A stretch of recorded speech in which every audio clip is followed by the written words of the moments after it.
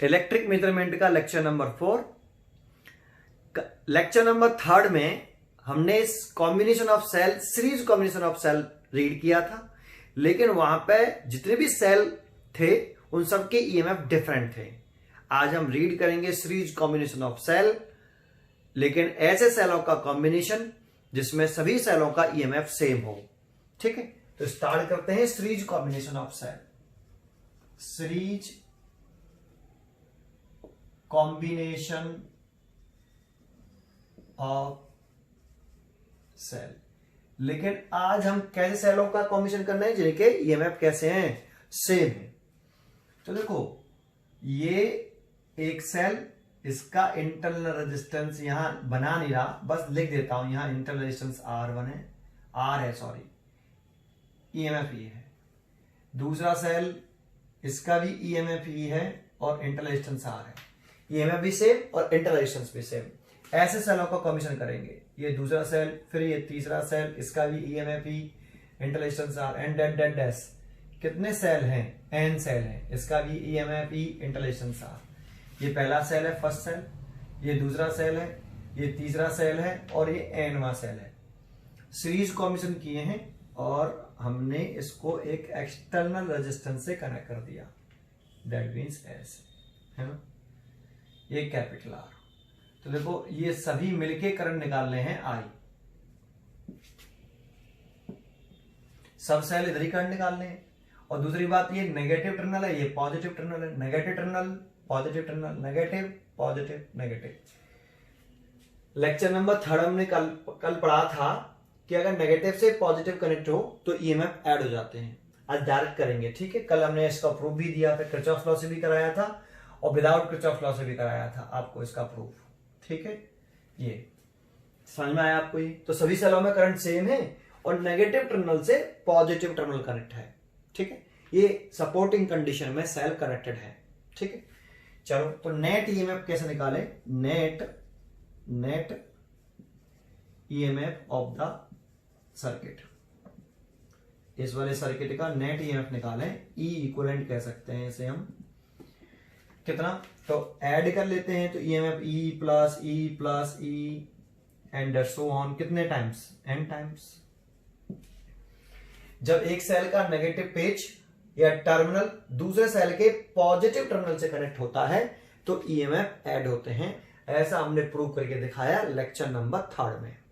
अब डायरेक्ट लिख दिया हमने। ठीक है, तो टोटल ईएमएफ देखो, अगर दो सेल होते उनका इक्विवेलेंट ईएमएफ निकालते तो ई प्लस ई, तो कितना आता? 2E। लेकिन अगर 3 सेल होते तो ई प्लस ई तो 3E। देखो, 2 सेल तो 2E, 3 सेल तो 3E, अगर n सेल तो कितना? NE। ऐसे। ठीक है, तो इन सभी सेलों का कॉम्बिनेशन करके मैंने एक सेल बना लिया, एक बैटरी बनेगी। ठीक है, ऐसे। जैसे ये पॉइंट A है, ये वाला पॉइंट B है, तो इन A और B के बीच में सारे सेल लगे हुए हैं, कॉम्बिनेशन करके ये एक बैटरी बन गई जिसका इक्विवेलेंट ईएमएफ कितना है? NE। अब इस सेल का या इस बैटरी का ईएमएफ ईएमएफ निकला, इंटरनल रेजिस्टेंस निकालें, तो ये सारे इंटर रेजिस्टेंस भी सीरीज कॉम्बिनेशन में हैं। And total internal resistance of the circuit, है ना, ये हमने लेट कर लिया। कितना है? R equivalent. तो इसकी वैल्यू निकालना चाहते हैं, तो इसकी वैल्यू निकाले तो ये सारे सीरीज कॉम्बिनेशन में है, तो R plus R and date dash कितने times? n times. n cell है ना, तो ऐसे इसको ऐड कर लें तो NR, तो इसका टोटल रेजिस्टेंस, इंटरनल रेजिस्टेंस आ गया NR। और ये यहां इस तरीके से एक एक्सटर्नल रेजिस्टेंस से कनेक्टेड है, कैपिटल R। इन सेलों का कॉम्बिनेशन किया है। किसका कॉम्बिनेशन किया है? सेल का। ये आ गया। अभी तो ये कितनी करंट फ्लो करा रहा है? I। तो यहां सभी मिलके I फ्लो करा रहे हैं। इसमें कितनी करंट जा रही है? I। अगर करंट निकालना चाहें हम, इस कंडीशन में करंट निकालना चाहें कि सर्किट में कितनी करंट फ्लो कर रही है, तो हमें क्या लिखना पड़ेगा? नाउ टोटल करंट आई बराबर टोटल ईएमएफ ओवर, आप नेट की जगह पे टोटल लिख देते हैं, टोटल ईएमएफ जब टोटल लिखा है, एंड टोटल रेजिस्टेंस, है ना। तो देखो ये टोटल इंटरनल रेजिस्टेंस है, सर्किट का टोटल रेजिस्टेंस नहीं है। सर्किट का टोटल रेजिस्टेंस निकाले पूरे का, तो ये रेजिस्टेंस और ये रेजिस्टेंस सीरीज कॉम्बिनेशन में देखो, सीरीज में करंट सेम फ्लो कर रहा है, तो टोटल करंट कितना आएगा, टोटल करंट आएगा टोटल ईएमएफ, टोटल ईएमएफ तो कितना है इस सर्किट का, एनई ओवर टोटल रेजिस्टेंस लिखे हैं तो आर प्लस एन आर, क्योंकि कैपिटल आर और एन आर ये दोनों भी सीरीज कॉम्बिनेशन में है, तो टोटल रेजिस्टेंस आएगा आर प्लस एन आर। ये देखो मैंने साफ लिखा है टोटल इंटरनल रेजिस्टेंस, लेकिन मैंने यहां पे इंटरनल रेजिस्टेंस नहीं लिखा, टोटल रेजिस्टेंस का है ऑफ द होल सर्किट, पूरे सर्किट का, तो आर प्लस एन आर। तो ये करंट इतनी फ्लो कर रही है। अब देखो यहां इतना ही पढ़ा देते हैं टीचर लोग, इससे आगे पढ़ना बहुत जरूरी है, तभी इसका सही मीनिंग हमें समझ में आएगा।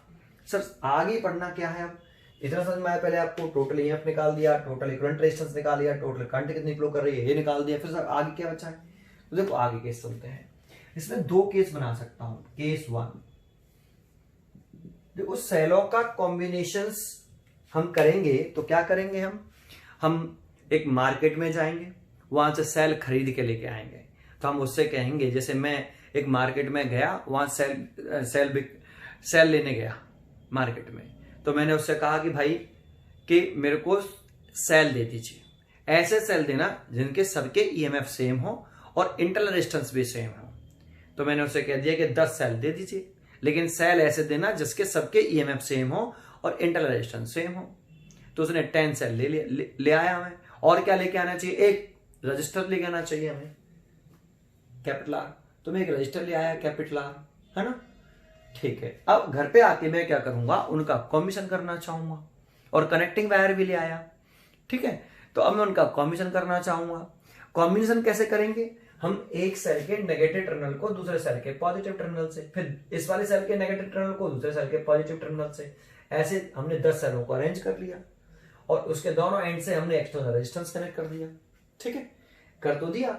लेकिन जानते हो यहां एक पॉइंट है, अगर हम इतना कह के लेके आएंगे तो जरूरी नहीं है कि हम जो सेल लेके आए हैं वो सही आए हों। तो उसमें कंडीशंस क्या बनती है, जैसे कि इस सर्किट का एक्सटर्नल रेजिस्टेंस जो है, जो मैं लेके आया हूं मार्केट से, एक्सटर्नल रेजिस्टेंस तो कैपिटल आर का लेके आया था मैं, और इन सभी सेलों का आर इंटरनल रेजिस्टेंस का सेल लेके आया था। इन सेलों का कॉम्बिनेशन करके टोटल इंटरनल रेजिस्टेंस कितना आया सीरीज कॉम्बिनेशन में, एनआर आया। अगर आर बहुत बड़ा है किससे, एनआर से, मान लो मैं ऐसा सेल लेके आया कि उन सभी सेलों का सीरीज कॉम्बिनेशन करने पर जो टोटल इंटरनल रेजिस्टेंस आए वो इस एक्सटर्नल रेजिस्टेंस से छोटा है, एक्सटर्नल रेजिस्टेंस ज्यादा है, और इंटरनल रेजिस्टेंस कॉम्बिनेशन करने के बाद टोटल इंटरनल रेजिस्टेंस छोटा है ना। ऐसे सेल ले आया मैं, तो देखते हैं क्या कंडीशन बनती है। तो देखो अगर ऐसे लेके आया तो आर बहुत बड़ा है अगर एनआर से, तो हम इस एनआर को नेगलेक्ट कर सकते हैं, और हम एनआर को नेगलेक्ट कर दें इस जगह पर, तो एनआर को नेगलेक्ट कर दें तो हमें करंट कितनी प्राप्त होगी, एन सेलों से। ये करंट कितने सेलों से प्राप्त हो रही है, एक सेल से या एन सेल से, तो ये एन सेलों से प्राप्त हो रही है। एन सेलों का कॉम्बिनेशन करने के बाद हमें एन सेलों से इतनी करंट प्राप्त हो रही है ना। तो इसी केस में हम कर रहे हैं कि अगर हम एन सेल जो लेके आए हैं वो इस तरह से लेके आए हैं कि उनका कॉम्बिनेशन करने पर जो एक्सटर्नल रेजिस्टेंस है वो टोटल इंटरनल रेजिस्टेंस से ज्यादा है, तो इस कंडीशन में हम इसको इग्नोर कर दें इस वाले फॉर्मूले में से, तो इसको छोड़ देंगे। तो ये जो करंट प्राप्त हो रही है वो एक सेल से नहीं, कितने सेल से प्राप्त हो रही है, एन सेलों से। कितनी आएगी एन सेलों से प्राप्त होने वाली current, N E over capital R, ठीक है। तो देखो इसमें number of cell N present है कि नहीं, what the name of N, N यहां पे है नंबर ऑफ सेल, तो नंबर ऑफ सेल है। अगर हम 8 सेल लेके आए होंगे तो 8 इंटू समथिंग आएगा, 10 सेल लेके आएंगे तो 10 इंटू ई ओवर आर, मतलब नंबर ऑफ सेल इंक्रीज कर रहे हैं, नंबर ऑफ सेल इंक्रीज कर रहे हैं तो करंट बढ़ रही है कि नहीं बढ़ रही है, तो बढ़ रही है। तो ये सही है या खराब है, तो बिल्कुल सही है। हम सेलों का कॉम्बिनेशन ही क्यों करना चाहते हैं, जिससे इस रेजिस्टेंस में फ्लो करने वाली करंट की वैल्यू इंक्रीज हो जाए। तो इसमें एन करंट जो है एन सेलों से जो फ्लो कर रही है वो नंबर ऑफ सेल के डायरेक्टली प्रोपोर्शनल है। तो हम यहां कह सकते हैं कि अगर इस वाली सिचुएशन में अगर हम करंट और नंबर ऑफ सेल में ग्राफ बनाएं तो डायरेक्ट रिलेशन आएगा, ऐसे स्ट्रेट लाइन आएगा। तो ये यूजफुल है कि नहीं? तो है। तो जानते हो हम मार्केट से कभी भी जाएं तो इस केस का ध्यान रख के जाएं, इस वाले पॉइंट का, कि हम जब सेल ले रहे हैं तो उन सभी सेलों का सीरीज कॉम्बिनेशन करने पर जो इक्विवेलेंट इंटरनल रेजिस्टेंस आ रहा है वो कम होना चाहिए किससे? एक्सटर्नल रेजिस्टेंस से। तभी सेलों का सीरीज कॉम्बिनेशन यूजफुल होता है। लेकिन अगर हम उल्टा केस ले आए, मतलब हम ऐसा ना लेके ऐसे ले गए भाई कि एक्सटर्नल रेजिस्टेंस छोटा है और इंटरनल रेजिस्टेंस ज्यादा है, हम मार्केट से खरीद के लेके आए लेकिन हम ऐसे सेल और ऐसा एक्सटर्नल रेजिस्टेंस उठा लाए मार्केट से कि सीरीज कॉम्बिनेशन करने के बाद टोटल इंटरनल रेजिस्टेंस ज्यादा है किससे? इस एक्सटर्नल रेजिस्टेंस से। तो फिर क्या होगा? तो अगर इस वाली कंडीशन को देखते हैं तो देखो मैं इसको हटा देता हूं यहां, टोटल ईएमएफ को, इस केस को समझ रहे हैं। तो यहां करंट कितनी आएगी? अभी कितने सेलों से करंट आ रही है? एन सेलों से। ये कितनी सेलों से करंट है? एन सेलों से। लेकिन हमने कॉम्बिनेशन ये ऐसा मार्केट से सेल लेके आए हम, मतलब ये कंडीशन बनने कॉम्बिनेशन करने पर, सीरीज कॉम्बिनेशन करने पर। अब किसको नेगलेक्ट करें? तो एनआर तो बड़ा है कैपिटल आर, तो अब किसको छोड़ें? कैपिटल आर को छोड़ दें। कैपिटल आर को छोड़ दिया तो एन सेलों से प्राप्त होने वाली करंट कितनी आ रही है वो देखते हैं। एन आर, एन से एन कट गया, is equal to E over R. तो यहां जो करंट हमें प्राप्त हुई उस, क्या ये करंट नंबर ऑफ सेल पे डिपेंड कर रही है? तो यहां आई जो है इज इंडिपेंडेंट है, इंडिपेंडेंट ऑफ एन। आई अगर एन से इंडिपेंडेंट है तो अगर नंबर ऑफ सेल इंक्रीज भी करोगे तो करंट में कोई चेंज नहीं आएगा। कितनी करंट फ्लो कर रही है भाई? ई ओवर स्मॉल आर, ये करंट फ्लो कर रही है इतनी। यहां पे जो करंट है वो इसकी वैल्यू इतनी है। तो नंबर ऑफ सेल बढ़ा लो, चाहे तुम 50 सेल लगा लो तो इतनी करंट फ्लो करेगी सीरीज कॉम्बिनेशन करने पर। 1000 सेल लगा लो तब भी इतनी करंट फ्लो करेगी। तो नंबर ऑफ सेल चेंज करने से सीरीज कॉम्बिनेशन इस कंडीशन में करें तो करंट कैस इंक्रीज नहीं हो रही, तो तक कॉम्बिनेशन करने का कोई फायदा हुआ? नहीं हुआ। तो ये जरा ध्यान देना अच्छी तरीके से कि जब भी हम सेलों का सीरीज कॉम्बिनेशन करें तो ये कंडीशन यूजफुल होती है सीरीज कॉम्बिनेशन करने के लिए कि एक्सटर्नल रेजिस्टेंस ज्यादा होना चाहिए टोटल इंटरनल रेजिस्टेंस से, तभी सीरीज कॉम्बिनेशन सेलों का यूजफुल होता है। ये वेरी मोस्ट पॉइंट है, इंपॉर्टेंट पॉइंट है। ठीक है, चलो आगे देखते हैं। तो देखो एक लाइन लिख सकते हैं इसमें, और एक लाइन और लिख देता हूं, इसको यहां हटा के। पहले कॉम्बिनेशन ऑफ सेल समझ में तो आया। तो series combination of cell, series combination of cell, series combination of cell is useful when, है ना, when useful when the total internal resistance, total internal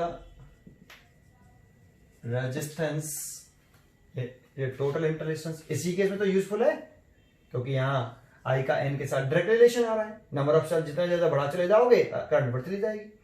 तो ये कंडीशन में total internal resistance of cell, total internal resistance of a cell is less than किससे? External resistance, less than external resistance of the circuit, external resistance of the circuit.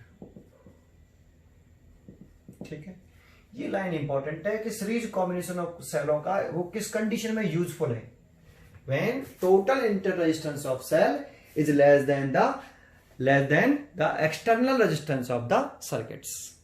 ये line पर concentrate करना। ये बात समझ में आई ना आपको अच्छी तरीके से? ठीक है, चले आगे इसमें एक एग्जाम्पल करते हैं फिर आगे बढ़ते हैं। देखो सीरीज कॉम्बिनेशन के ऊपर एक क्वेश्चन लिखा, बहुत ही अच्छा क्वेश्चन है। In the following diagram the two cell have EMF E, equal EMF. तो डायग्राम जो रखा है इक्वल ईएमएफ है बट इंटरनल रेजिस्टेंस अलग है, R1 R2। If the reading of voltmeter is 0, यहाँ क्वेश्चन में गिवन है, हमें सॉल्यूशन लिखते हैं, given reading of voltmeter, reading of voltmeter. देखो इस रीडिंग ऑफ वोल्टमीटर के बारे में मैंने लेक्चर नंबर 3 में आपको समझाया था, है ना, कि what the meaning of reading of voltmeter. तो लेक्चर नंबर 3 देखिए, अगर नहीं मालूम है तो फिर भी एक बार सोच समझाने की कोशिश करता हूं। इस वोल्टमीटर का एक एंड ए से, एक एंड ए से और दूसरा एंड बी से। तो ये वोल्टमीटर रीडिंग करेगा पोटेंशियल डिफरेंस बिटवीन, रीड करेगा potential difference between point A and B.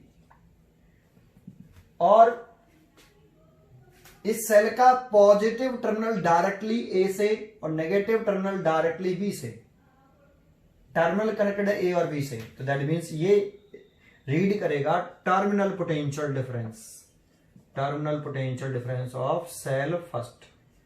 मान लो ये पहला सेल है और ये दूसरा सेल है, तो फर्स्ट सेल के terminal potential difference of cell को ये मेजर करेगा, है ना। लेकिन देखो इस रेजिस्टेंस के अक्रॉस पोटेंशियल डिफरेंस मेजर नहीं करेगा, क्योंकि इसकी डायरेक्ट एक एंड, इस रेजिस्टेंस का एक एंड डायरेक्टली ए से तो कनेक्टेड है, लेकिन दूसरा एंड डायरेक्टली बी से कनेक्टेड नहीं है, बीच में सेल आ गया, इसलिए इसके इतने ही नेम होंगे। और रीडिंग ऑफ वोल्टमीटर क्वेश्चन में गिवन है, रीडिंग ऑफ वोल्टमीटर है 0, तो ये 0 दे रखा है। दैट मींस क्या गिवन है, terminal potential difference of cell first given है। तो इसका टर्मिनल पोटेंशियल डिफरेंस हमने V1 मान लिया, है ना, ये V1। तो फॉर्मूला याद है, V1 is equal to E minus IR1, है ना।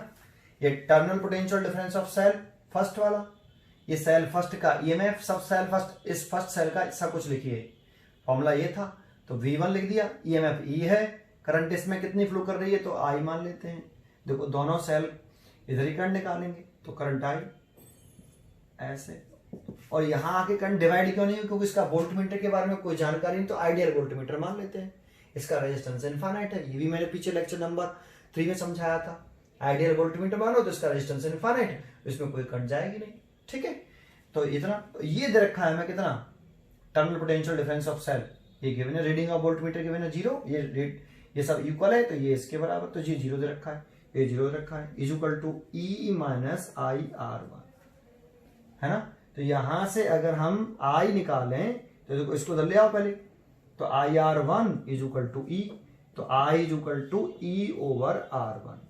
लेकिन तो I हमने लेट किया कि क्वेश्चन में गिवन था, तो लेट किया, क्वेश्चन में तो गिवन नहीं था, तो सबसे पहले लेट करंट I को निकाल लें।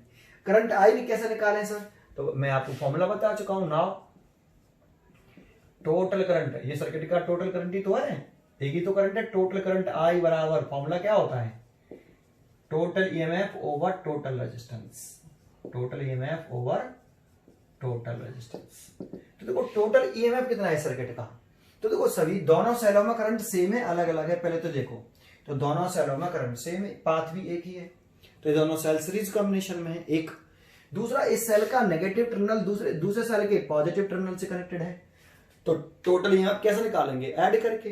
तो इस सेल का ईएमएफ ई, इस सेल का ईएमएफ ई, तो टोटल ईएमएफ ऐड करके निकाल लें, E plus E over total resistance.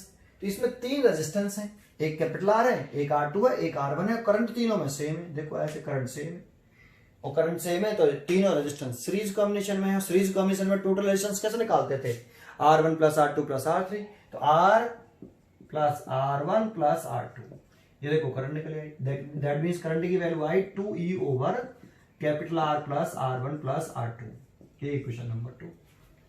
अब देखो ये वाली करंट इस फॉर्मूले से निकली है, ये भी आई है और ये भी आई है, तो दोनों को इक्वल कर दें from equation first and second. तो ये करंट कितनी है, कितनी, E ओवर R1, और ये वाली कितनी है, 2E over capital R plus R1 plus R2। देखो इसे कैंसिल हो गया, इसका ऐसा मल्टीप्लाई कर लो, इसका इसमें कर लो, इसका इसमें करेंगे तो 2R1 और ये capital R plus R1 plus R2, इसको इधर ले आए, इसको इधर ले आए और इसको भी इधर ले आए, तो 2R1 minus R1 minus R2 is equal to capital R। ऐसे घटाएंगे तो ये कितना आएगा, R1 minus R2 is equal to capital R। ये रिलेशन हो गया, ये रिलेशन हो गया। रिलेशन बिटवीन क्या पूछ रहा था, relation between capital R, R1 and R2, relation निकाल दिया हमने। सिंपल सा क्वेश्चन था। अगर आपने पीछे लेक्चर नंबर 3 देखा है, सीरीज कॉम्बिनेशन आता है तो आपको बड़ा इजी लगेगा। ये वोल्ट मीटर के बारे में मैंने जानकारी आपको दी थी पीछे, ठीक है। नेक्स्ट क्वेश्चन देखते हैं, एक और क्वेश्चन कराते हैं सीरीज कॉम्बिनेशन ऑफ सेल के ऊपर। देखो एक क्वेश्चन और लिखा, बहुत अच्छा क्वेश्चन है ये। If 6 identical cell each having EMF E and inter resistance R, और हमारे पास 6 सेल हैं, सबके ईएमएफ ई हैं और सबके सिमिलर सेल्स हैं और सबके ईएमएफ ई और inter resistance same, R connected in series. तो पहले तो ये कहा है, पहले वो देख लेते हैं। तो 6 सेल हैं, 1 2 3 4 5 और ये 6, सबके ईएमएफ सेम है और सीरीज कॉम्बिनेशन में लगाना है। तो सीरीज कॉम्बिनेशन में हमसे कभी कहता है तो हमेशा हेल्पिंग कंडीशन लगाते हैं, दैट मींस ईएमएफ ऐड वाली कंडीशन में। देखो नेगेटिव से पॉजिटिव कनेक्ट करना होगा आपको, सब में नेगेटिव से पॉजिटिव कनेक्ट करते हैं तभी तो ईएमएफ ऐड हो जाता है।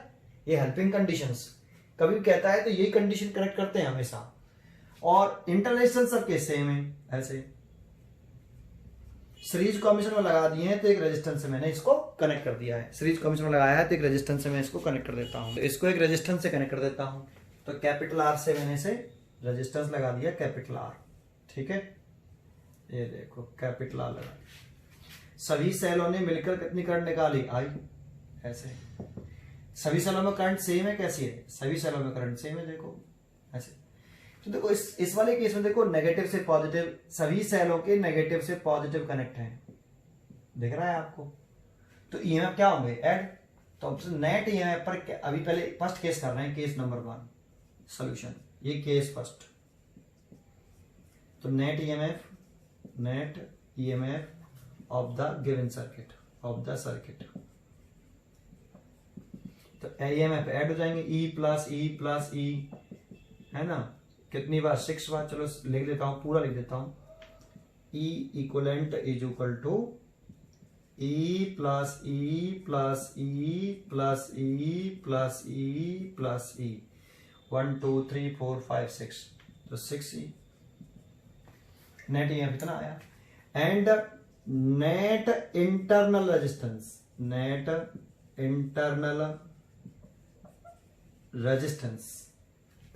इंटरनल कहा है बस केवल। तो देखो ये सारे इंटरनल रेजिस्टेंस सीरीज कॉम्बिनेशन में है, तो R plus R, current same है ना, ऐसे।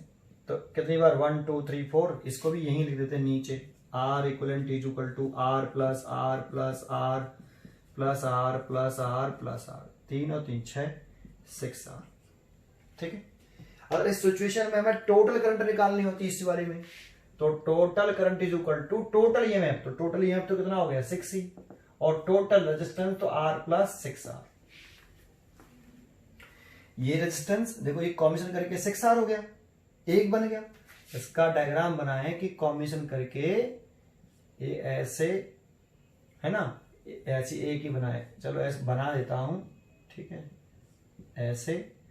ये हो गया 6E और इसका इंटररेजिस्टेंस हो गया 6R, और ये कनेक्टेड है एक्सटर्नल रेजिस्टेंस कैपिटल R से, इसमें करंट फ्लो कर रही है आई। तो इसमें करंट सेम नहीं, तो ये दोनों भी सीरीज कॉम्बिनेशन में, तो टोटल रेजिस्टेंस लिखें तो R प्लस 6R, ऐसे। तो इस सर्किट में टोटल करंट इतनी है।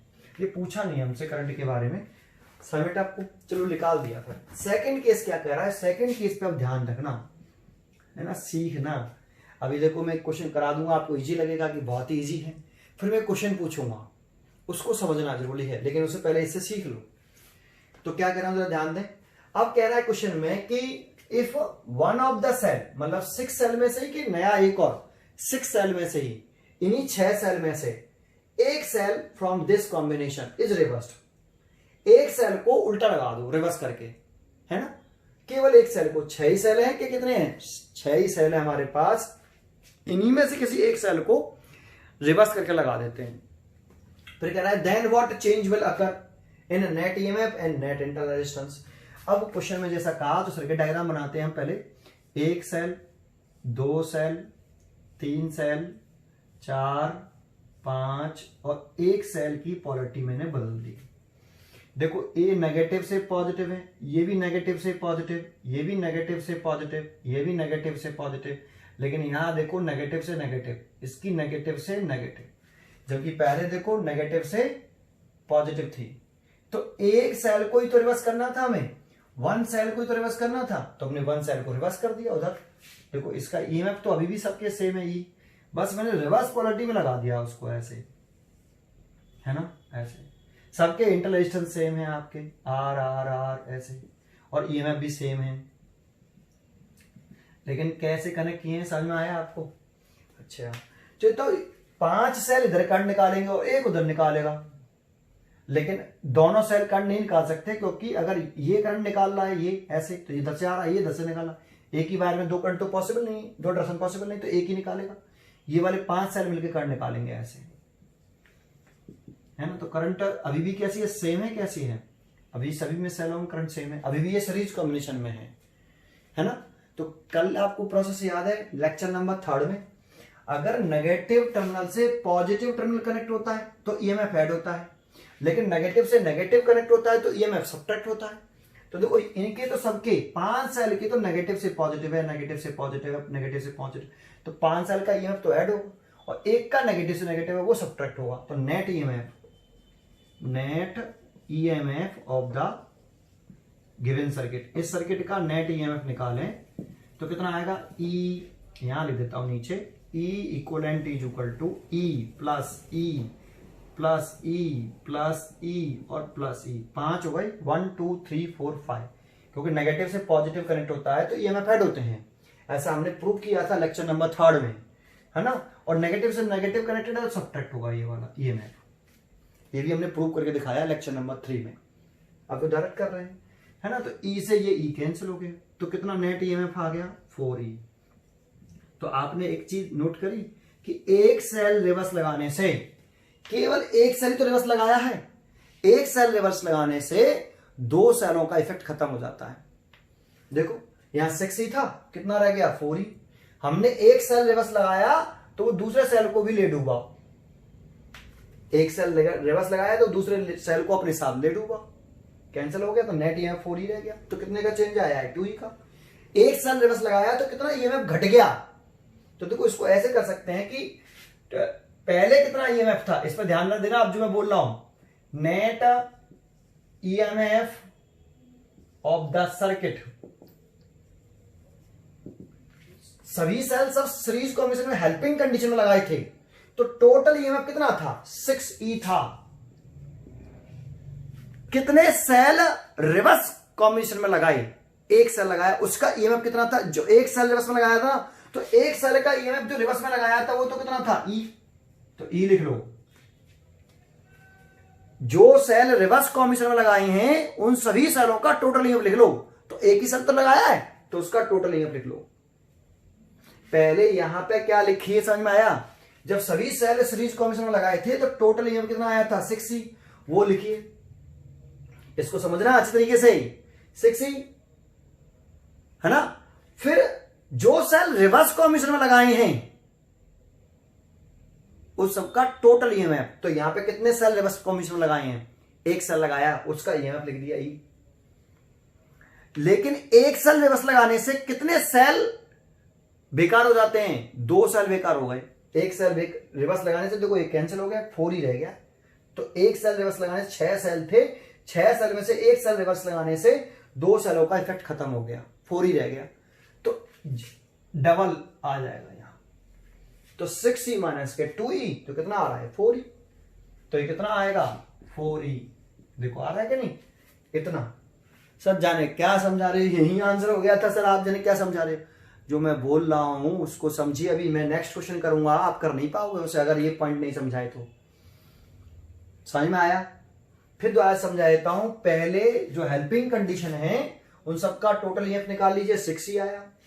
अब यहां पे क्या करिए, सब्ट्रैक्ट करिए, किसको, जो सेल रिवर्स में लगाए हैं उन सभी सेलों का टोटल ईएमएफ निकाल लो जो रिवर्स में लगाए हैं। तो यहां पे एक ही सेल रिवर्स में लगाया, उसका टोटल ईएमएफ कितना हुआ, E, लिख लिया। लेकिन एक सेल रिवर्स में लगाते हैं तो वो दूसरे सेल को भी बेकार कर देता है, इसलिए इसे डबल कर दो, 2E।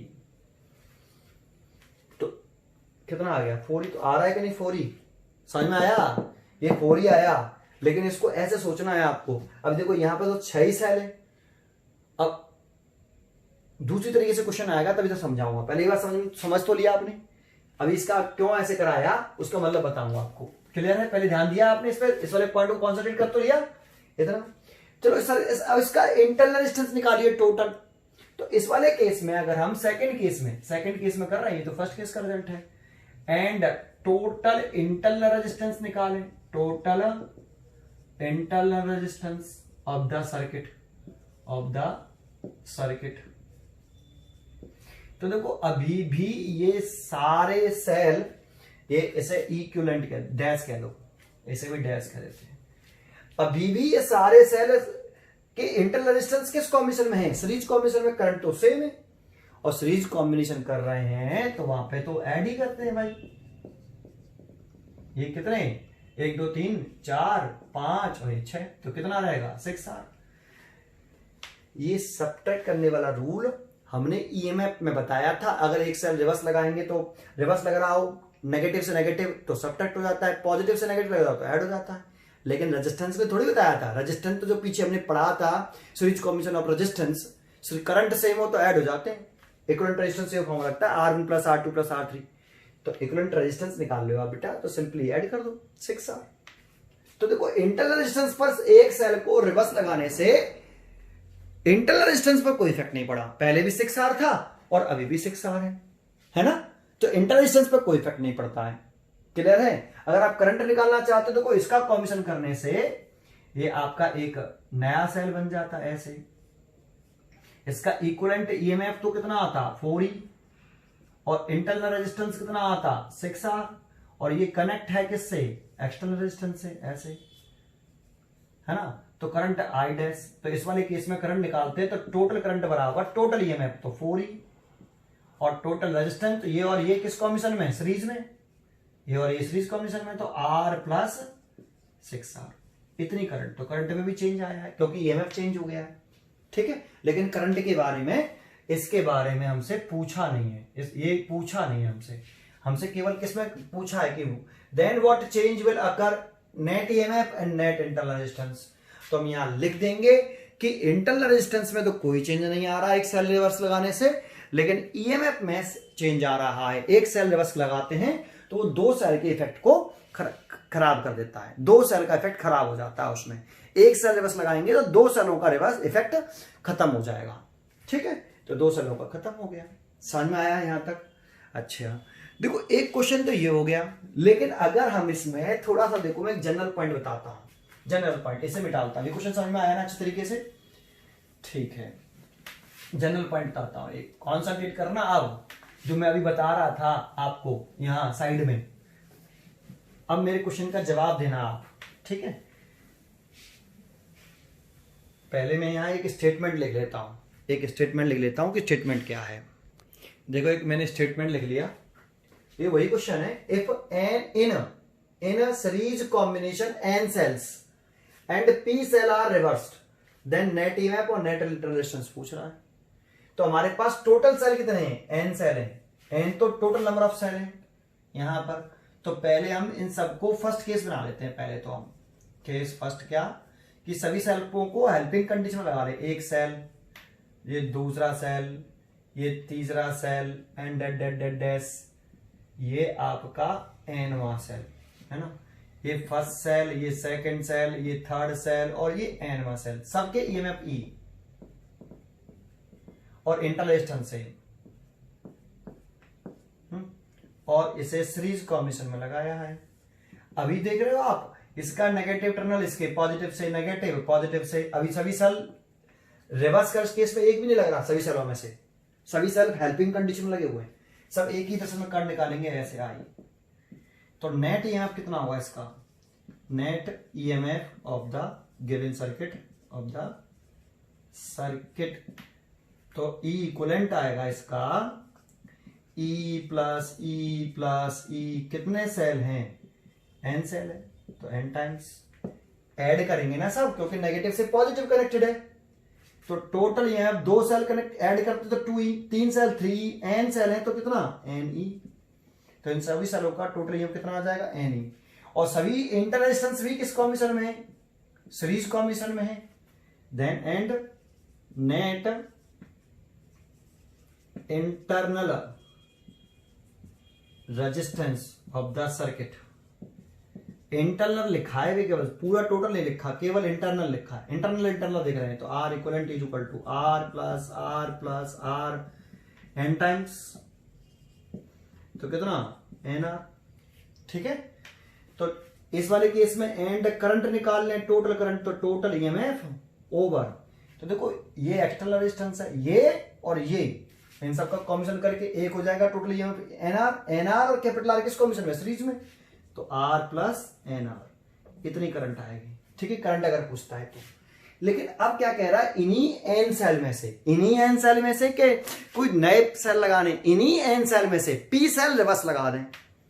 इन्हीं एन सेलों में से पी सेल को हम कितने सेल रिवर्स में लगा दें। पी क्या है, नंबर ऑफ सेल हैं जो रिवर्स में लगाए गए हैं भाई, एन तो टोटल नंबर ऑफ सेल है। अब इन्हीं एन सेलों में से पी नंबर ऑफ सेल है, number of cell P reverse में लगा दें, तो ईएमएफ पे क्या इफेक्ट पड़ेगा और इंटरनल रेजिस्टेंस पे क्या इफेक्ट पड़ेगा और करंट की वैल्यू कितनी होगी। तो अब हमसे कह रहा है कि इफ नाउ, सेकंड केस कह रहा है कि when P cells are reversed, है ना, तो न्यू ईएमएफ कितना होगा। रिवर्स लगाएंगे, रिवर्स समझ में आ रहा है, रिवर्स लगा दें तो वो समझ में आ रहा है, रिवर्स का मतलब भी बताया था मैंने आपको।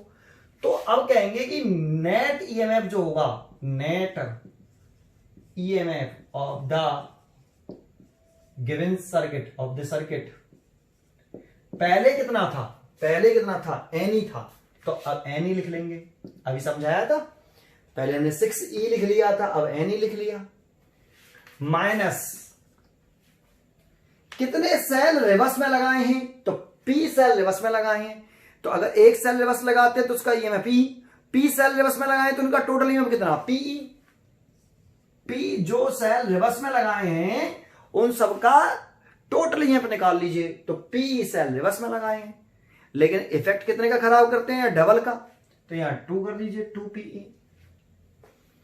अभी कितने सेल थे, 6 सेल थे, एक सेल रिवर्स में लगाया था, उसका टोटल ईएमएफ कितना था, -E। डबल का इफेक्ट खत्म करते हैं तो 2 कर देता था, कितना आया था, 4E। ऐसे यहां किया है, रिवर्स में लगाने से पहले इन सबका सभी का टोटल ईएमएफ कितना था, एनी लिख दिया। कितने सेल रिवर्स में लगाए हैं, पी सेल, तो पी सेलों का टोटल ईएमएफ निकालें, total EMF in P cell, तो कितना होगा, E प्लस कितने टाइम्स, P टाइम्स, तो कितना होगा P। ये P सेल जो रिवर्स में लगाए थे उनका टोटल ईएमएफ आ गया, लेकिन ये बेटा साथ में इतने ही सेलों को कैंसिल कर देंगे ना। एक सेल रिवर्स में लगाया था तो उसने एक और दूसरे सेल को खराब कर दिया था, तो इतने सेल रिवर्स में लगाएंगे तो ये इतने ही सेलों को और खराब कर देंगे, तो डबल। समझ में आया कुछ, इसीलिए मैं कह रहा था समझ लो उसको, नहीं पीछे जाके चेक करना उस वाले पॉइंट को दोहरा दे, समझ में आ जाएगा। ठीक है, तो net EMF of the circuit कितना आ जाएगा, इतना। यहां से चाहो तो आप E कॉमन ले सकते हो, तो लिख सकते हो E कॉमन ले लोगे तो n - 2P। यहां n तो टोटल नंबर ऑफ सेल है सर्किट में, और इन्हीं n सेलों में से P सेल रिवर्स में लगाए हैं, इन्हीं n सेलों में से लगाए हैं। ठीक है, इतना। एंड नेट इंटरनल रेजिस्टेंस को रिवर्स में लगाने से इंटरनल रेजिस्टेंस पर कोई इफेक्ट नहीं पड़ता, तो पहले कितना था, NR, तो अभी भी इतना ही रहेगा। And net internal resistance reverse में लगाने के बाद भी net internal resistance, current same flow करेगी, सीरीज कॉम्बिनेशन में रहेंगे ऑफ द सर्किट, तो R इक्विवेलेंट तो कितना रहेगा, NR ही रहेगा। बट टोटल करंट लिखें तो टोटल ईएमएफ, तो टोटल ईएमएफ ये हो गया ना, अब चेंज हो गया, पहले N ही था अब इतना है, तो कितना हो गया, E ब्रैकेट में, या फिर ऐसे लिख दो, ये ज्यादा सही लग रहा है, NE - 2PE over total resistance लिखे तो ये और एक्सटर्नल रेजिस्टेंस सीरीज कॉम्बिनेशन में होगा। ये कुछ समझ में आया, क्लियर है। तो अगर इसमें हमें कहता है कि हमारे पास 1000 सेल हैं, 1000 सेल हैं, उसमें से 236 सेल रिवर्स में लगाए हैं, तो बताओ कितना ईएमएफ होगा, नेट ईएमएफ कितना होगा, तो 1000 ई, यानी कि 1000। कितने सेल रिवर्स में लगाए हैं, तो माइनस के 236 सेल रिवर्स में लगाए हैं, ये 2। यहां से नेट ईएमएफ निकाल सकते हो बड़ा आसानी से, ये जनरल फॉर्मूला बनाया है जनरल। अभी कितना था, 6 सेल थे, अभी कितने सेल थे, इससे पिछले वाले क्वेश्चन में 6 सेल थे। कितने सेल रिवर्स में लगाए थे, 1 सेल रिवर्स में लगाया था। यहां रख के देख लो, 4 ही आ रहा था आंसर, आ रहा है कि नहीं, 6e माइनस के 2 इंटू 1 इंटू ई, तो आया ना 4e, तो 4e तो आ रहा था, क्लियर है, ठीक है। ये समझ में आया रिवर्स में लगाने से क्या होता है। एक चीज और बता देता हूं, अगर उसमें क्वेश्चन में ये कैपिटल आर गिवन है तो कैपिटल आर लिखिए, और नहीं गिवन है तो कैपिटल आर नहीं आता नीचे, ठीक है। तो सर क्वेश्चन में डिपेंड करता है कि क्वेश्चन में क्या लिख रहा है। सबमिट आपको यहाँ पे, चलो ये बात समझ में आई, वैसे आपको ये समझ में आया भी, तो मैं कैपिटल आर लगा के चल रहा हूं यहाँ पे, तो capital R plus N R ही रहेगा। ये सीरीज कॉम्बिनेशन ऑफ सेल, देखो सीरीज कॉम्बिनेशन ऑफ सेल के ऊपर और भी क्वेश्चन बनते हैं, लेकिन उसके साथ कुछ और भी टॉपिक कनेक्टेड होते हैं, तो इसीलिए पहले हम अगला टॉपिक पढ़ते हैं, parallel combination of cell. Parallel combination of cell पढ़ लेंगे, मिक्स ग्रुपिंग ऑफ सेल पढ़ लेंगे, फिर उसके बाद 1-2 क्वेश्चन फिर हम सीरीज का पैरेलल का मिक्स करा के कराएंगे, ठीक है। पहले अब पढ़ते हैं second article, parallel combination of cell.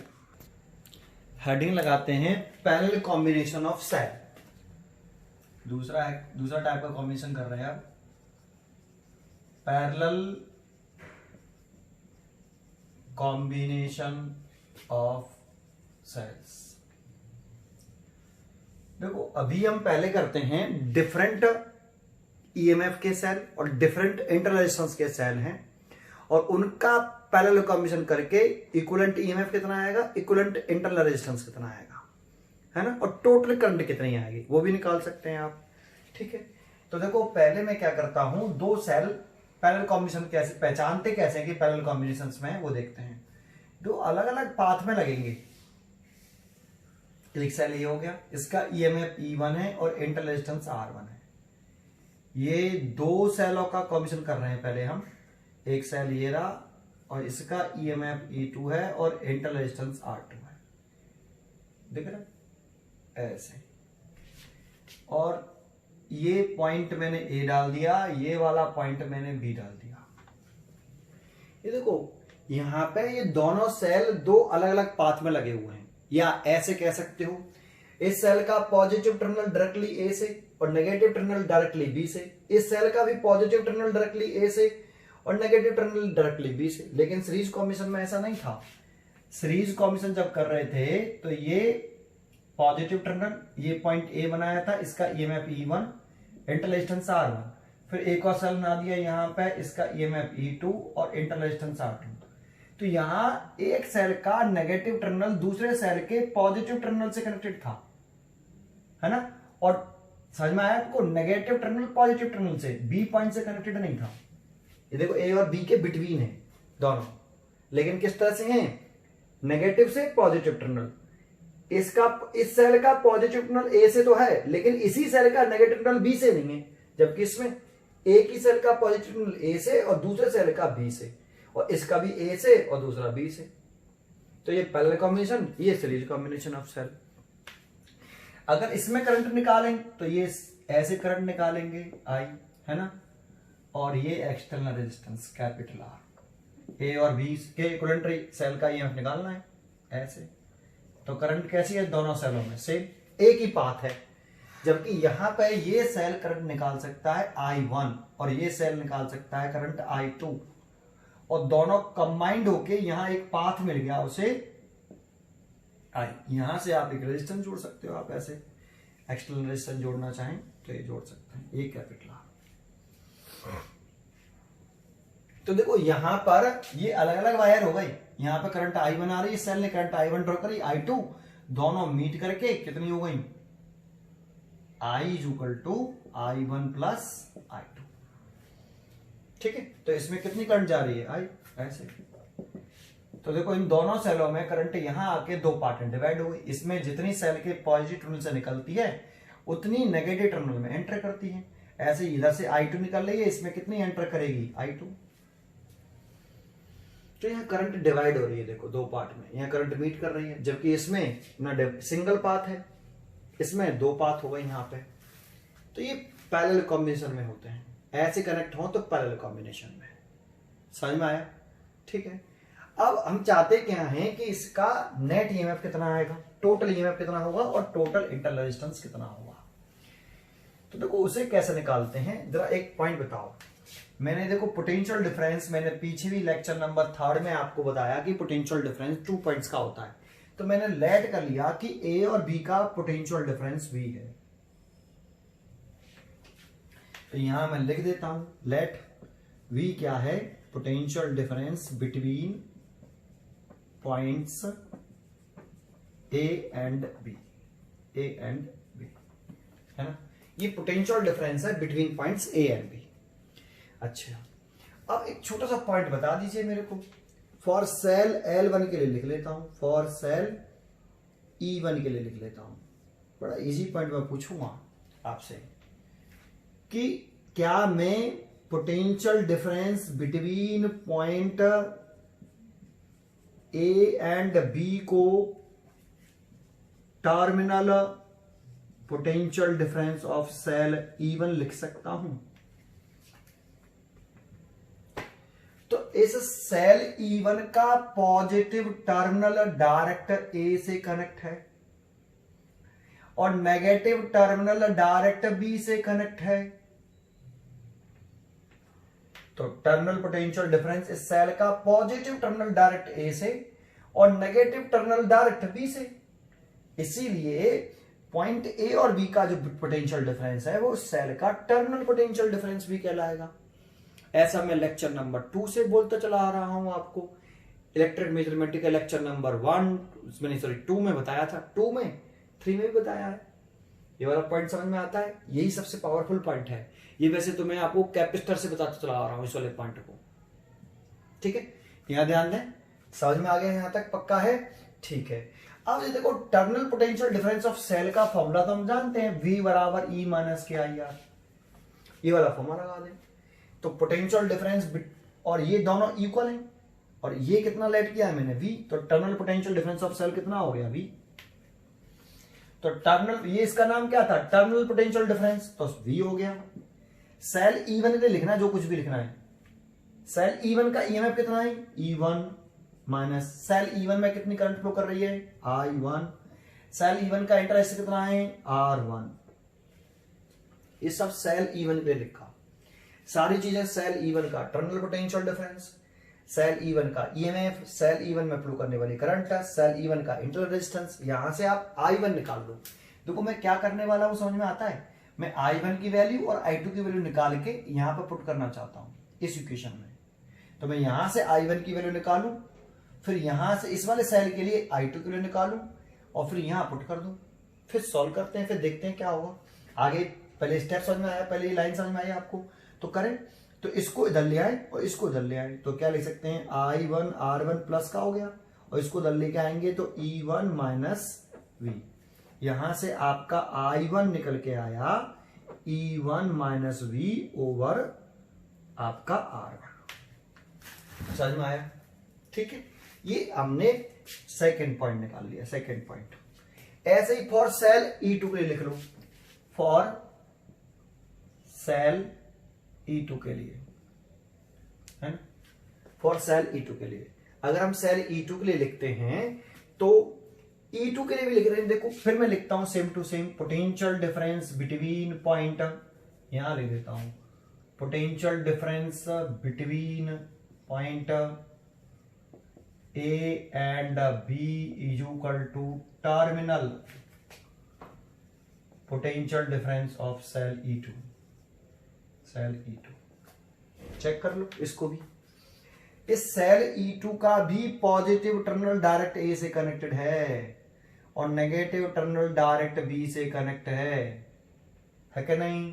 तो इस इस सेल E2 का भी टर्मिनल पोटेंशियल डिफरेंस है। सेल का पॉजिटिव टर्मिनल डायरेक्ट A से और नेगेटिव टर्मिनल डायरेक्ट B से, इसीलिए ये potential difference between point A and B cell E2 का भी टर्मिनल पोटेंशियल डिफरेंस है। है तो कितना माना है मैंने v, तो ये v है भाई। अब इसके लिए फिर फॉर्मूला लगा दो, v बराबर E2 माइनस I2R2। इस बार सेल E2 के लिए लिखा है, सेल E2 का terminal potential difference v, cell E2 का ईएमएफ E2, करंट कितनी I2, इंटरेस्ट कितना R2, यहां से भी I2 निकाल लो आप। तो इसको इधर ले आओ, इसको इधर ले आओ, सिमिलरली जैसे ये किया है डायरेक्ट ले देता हूं, I2 की वैल्यू आई E2 minus v over R2। बिल्कुल सेम प्रोसेस में कैलकुलेशन कर लेना, ये आ गई। और ये दोनों वैल्यू मैं फ्रॉम इक्वेशन फर्स्ट में पुट कर देता हूं, I बराबर I1 प्लस I2, है ना, तो पुट कर देते हैं। तो I is equal to I1 की वैल्यू है E1 minus v divided by R1 plus E2 minus v over R2। ठीक है, अब देखो मैं यहां से क्या करना चाहता हूं, पहले मैं आपको आगे की बात बता देता हूं, जिससे आप मेरे पॉइंट पर मेरे पर डिपेंडेंट नहीं रहे सर आप क्या करने वाले हैं, है ना। तो मैं क्या करने वाला हूं, मैं इस टर्मिनल पोटेंशियल डिफरेंस की वैल्यू निकालने वाला हूं, v की वैल्यू। तो आपको v की वैल्यू निकालनी है, टर्मिनल पोटेंशियल डिफरेंस v की वैल्यू निकालना चाहते हैं, तो क्या कर लें, ऐसे लिख सकते हैं, क्या देखो इसे एक बार इसके नीचे एक बार इसके नीचे, तो ऐसा लिख सकते हैं E1 R1 minus v over R1 LCM लो, देखो यही आ जाएगा ऊपर वाला, ऐसे इसको कर लो, एक बार इसके नीचे एक बार इसके नीचे, तो E2 over R2 minus v over R2, यहां तक आया। अब देखो मैं टर्मिनल पोटेंशियल डिफरेंस निकालना चाहता हूं, तो टर्मिनल पोटेंशियल डिफरेंस को वन साइड ले आए और I को वन साइड ले आए, तो ले आते हैं, तो इसको इधर ले आए और इसको भी इधर ले आए, तो ये भी देखो प्लस का हो जाएगा, इसको भी लेके आएंगे इधर तो ये भी प्लस का हो जाएगा। तो देखो आगे कर रहे हैं यहाँ पे, तो कितना v over R1 plus v over R2 is equal to लिख लो E1 ओवर R1 ये वाला प्लस ये वाला E2 ओवर R2, और इस वाले को I को उधर ले आओ, तो माइनस क्या है, इस वाले फैक्टर को इस साइड में ले आए हैं और इसको उधर ले गए।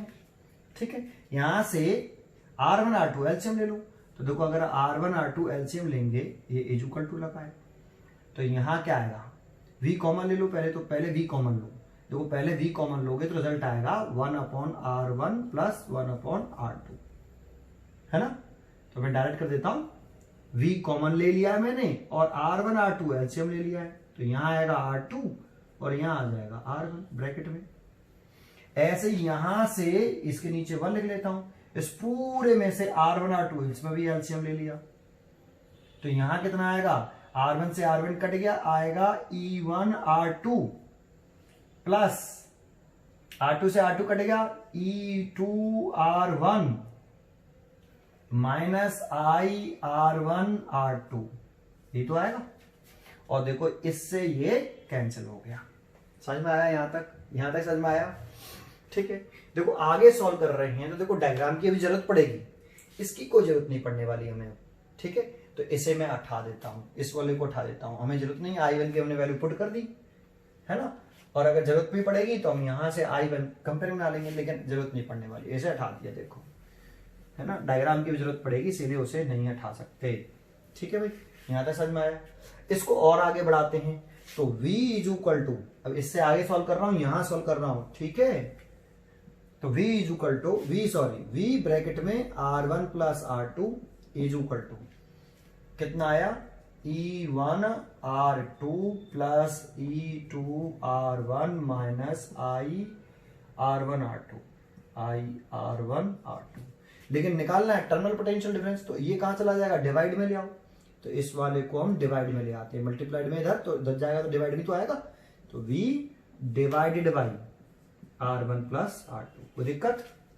ठीक है, अब देखो एक बार इसको इसके साथ लिख लो और एक बार इसको इसके साथ लिख लो, तो v की वैल्यू कितनी हो जाएगी, तो v की वैल्यू आ गई E1 R2 plus E2 R1 divided by R1 plus R2। ये कैमरे में आ रहा है कि नहीं, आ रहा है बिल्कुल, यहां तक आया।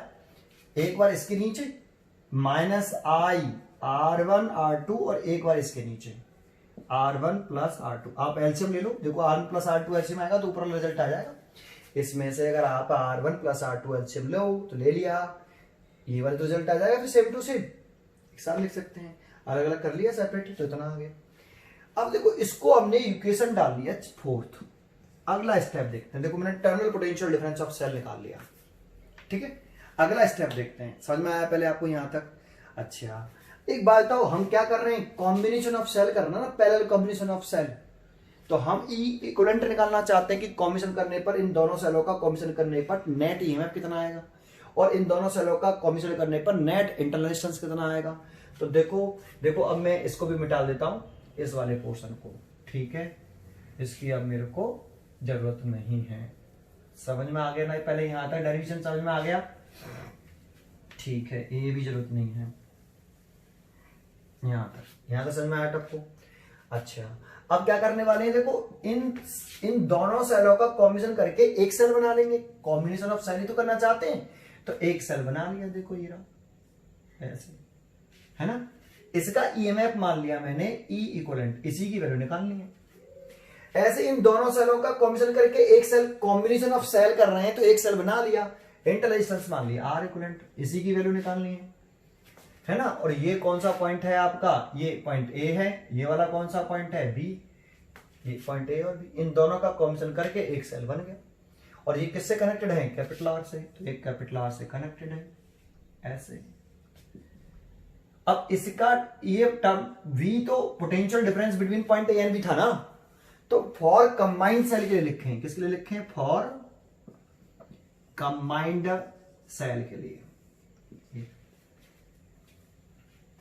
अब इस सेल के लिए लिख रहे हैं, क्या लिख रहे हैं, वही जैसे इस सेल E1 के लिए लिखा था, फिर सेल E2 के लिए लिखा था, अब इस सेल के लिए लिख रहे हैं।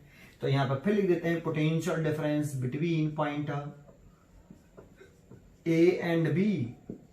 तो देख रहे हैं इस कंबाइंड सेल का भी पॉजिटिव टर्मिनल डायरेक्टली ए से और नेगेटिव टर्मिनल डायरेक्टली बी से। जैसे इस सेल E1 का पॉजिटिव टर्मिनल ए से और दूसरा नेगेटिव टर्मिनल बी से, इसीलिए ये पोटेंशियल डिफरेंस V इस सेल का टर्मिनल पोटेंशियल डिफरेंस कहलाया। ऐसे ही इस सेल का पॉजिटिव टर्मिनल ए से और नेगेटिव टर्मिनल बी से, इसीलिए इस सेल का भी टर्मिनल पोटेंशियल डिफरेंस V था। और इस कंबाइंड सेल का भी पॉजिटिव टर्मिनल ए से और नेगेटिव टर्मिनल बी से, तो ये पोटेंशियल टर्मिनल पोटेंशियल डिफरेंस इसका भी कहलाएगा terminal potential difference of combined cell. Combined cell का भी टर्मिनल पोटेंशियल डिफरेंस V ही है। कंबाइंड सेल का टर्मिनल पोटेंशियल डिफरेंस भी कितना है, V ही है। कंबाइंड सेल के लिए टर्मिनल पोटेंशियल डिफरेंस का फॉर्मूला लगा दो। तो कंबाइंड सेल के लगा रहे हैं सारी चीजें कंबाइंड सेल की। कंबाइंड सेल का terminal potential difference, combined cell का ईएमएफ, कंबाइंड सेल में फ्लो करने वाली करंट, तो कितनी करंट फ्लो कर रही है, आई। इन सब में आई तो फ्लो कर रही थी भाई, यहां से आई, दोनों को मिला के कितनी करंट हो गई, आई। तो आई और इक्विवेलेंट रेजिस्टेंस कितना है, इंटरनल रेजिस्टेंस आर इक्विवेलेंट। ये कंबाइंड सेल के लिए लगा दिया। अभी यही सेल 1 के लिए लगाया था, सेल 1 के लिए लगाया था तो लिखा था V is equal to E1 minus I1 R1। Cell E1 का ही terminal potential difference, cell E1 का ईएमएफ, सेल E1 का ही करंट और सेल E1 का ही रेजिस्टेंस। ऐसे ही सेल E2 के लिए terminal potential difference, cell E1 का भी सेम V है, E2 का भी V है और कंबाइंड सेल का भी V है। ये कंसेप्ट है आपका, समझ में आया आपको ये। अब इसकी कंपेयरिंग, ये मैंने क्वेश्चन नंबर 5 मान ली है ना। तो देखो मैंने क्या किया, यहां कंबाइंड ये V और देखो ये भी V, अब इसकी और इसकी कंपेयरिंग कर देनी, आंसर हो जाएगा, है ना। तो क्या लिखें, comparing the equation 4th and 5। तो देखो यहां V है तो यहां पर भी V है, यहां इक्विवेलेंट है लेकिन इक्विवेलेंट की जगह पर ये लिखा हुआ है, देखो सारा है ना, फिर माइनस लग रहा है तो यहाँ पे माइनस लग रहा है, तो इक्विवेलेंट की जगह पे ये तो लिख रहा है। तो इक्विवेलेंट कितना आया कंबाइंड सेल का, ये आया E1 R2 plus E2 R1 over R1 plus R2। तो एक तो इक्विवेलेंट ईएमएफ ये हो गया है ना, हमें कंबाइंड सेल का इक्विवेलेंट ईएमएफ तो निकालना था, तो ईएमएफ तो सेल निकाली कंबाइंड सेल का। और इंटरनल रेजिस्टेंस पूछ रहा है, तो देखो आई यहां पे भी है और यहां पे भी आई है, माइनस लग रहा है, तो आर इक्विवेलेंट की वैल्यू कितनी होगी, समझ में आ रहा है, ये रहा। एंड आर इक्विवेलेंट आया यहां पे R1 over R2 divided by R1 plus R2। इतना आपका क्या आया, इक्विवेलेंट रेजिस्टेंस आया। तो ये इंटरनल रेजिस्टेंस हो गया, यही निकालना था हमें। समझ में आया? तो टोटल ईएमएफ कितना आएगा, समझ में आया? Total internal resistance. अगर टोटल करंट निकालते यहां पे ये वाली, तो टोटल करंट बराबर टोटल ईएमएफ, तो ई इक्विवेलेंट ओवर टोटल रेजिस्टेंस। ये रेजिस्टेंस सीरीज कॉम्बिनेशन में, तो आर प्लस आर इक्विवेलेंट, ये टोटल करंट की इक्वेशन होती। लेकिन ई इक्विवेलेंट हमें मालूम है ये रहा, और आर इक्विवेलेंट मालूम है ये रहा, तो ये वैल्यू पुट करनी पड़ती है यहाँ पे हमें। ठीक है, तो करंट नहीं निकाल ले। समझ में आया आपको? यहां तक ये चीज समझ में आई? तो देखो ये रिजल्ट आ गया, लेकिन इसे अभी हम आगे और करेंगे। ये अभी देखो ये समझ में तो आ गया कैसे करते हैं। आपको फिर प्रोसेस बता देता हूं। सबसे पहले आपको देखो ये करंट I1, ये I2 यहाँ पे कंबाइंड होके कितनी करंट हो गई I, तो इन दोनों का ऐड करने पर ये आ गया। तो आपको I1 निकालना है, I2 निकालना है।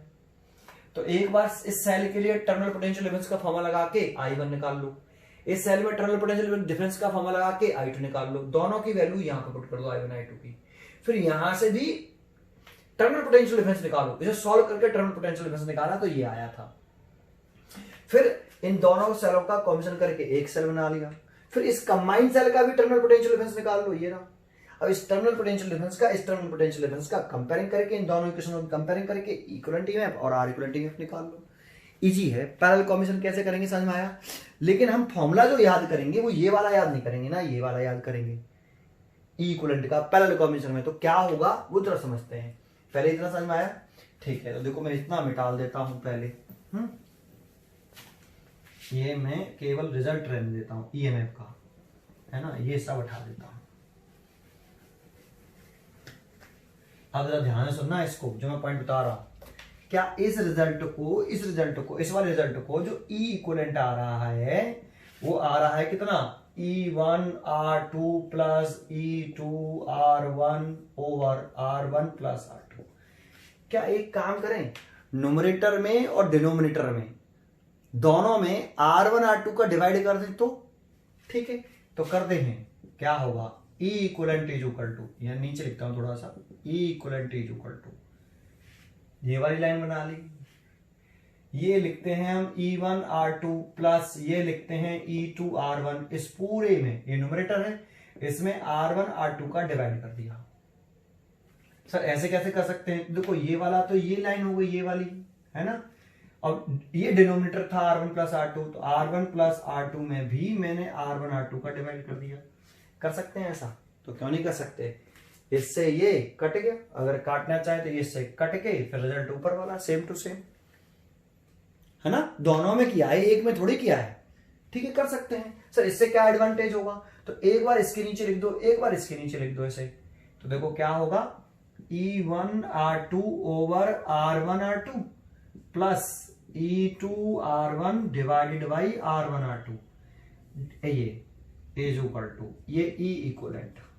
ऐसे एक बार इसके नीचे एक बार इसके नीचे, तो R1 over R1 R2 plus R2 over R1 R2। देखो अगर यहां से आप ऊपर वाले में से R1 R2 एलसीएम लोगे तो ये रिजल्ट आ जाएगा, इसमें से R1 R2 एलसीएम ले लोगे तो ये रिजल्ट आ जाएगा। समझ में नहीं आया? इससे क्या होगा, देखो R2 से R2 कट गया, R1 से R1 कट गया, R1 से R1 कट गया और R2 से R2 कट गया। तो E इक्विवेलेंट कितना आया?